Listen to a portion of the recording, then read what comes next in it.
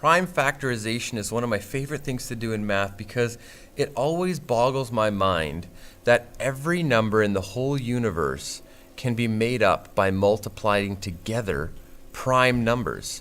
It's really weird, and I'll show you what I mean by the time we get to the bottom of this. This is the factor tree, if you remember us talking about it in class, where I take the number 42 and I break it down into two numbers that can multiply to make 42.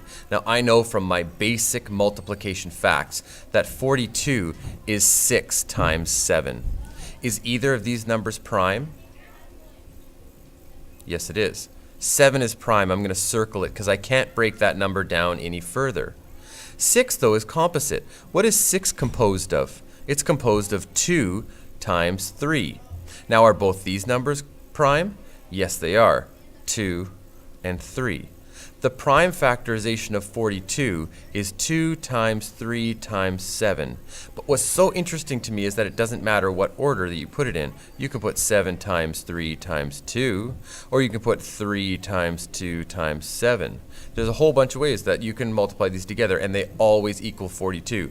2 times 3 is 6, and 6 times 7 is 42.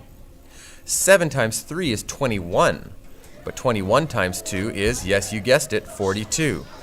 3 times 2 is 6, and 6 times 7, of course, is 42.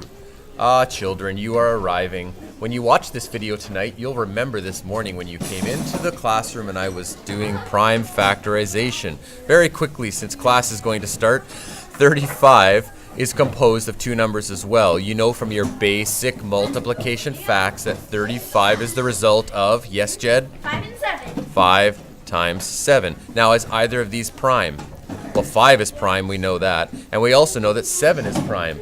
So therefore, the prime factorization of 35 is 5 times 7. Which, of course, we can flip around if you wanted to, equals 35. So that's the factor tree or prime factorization.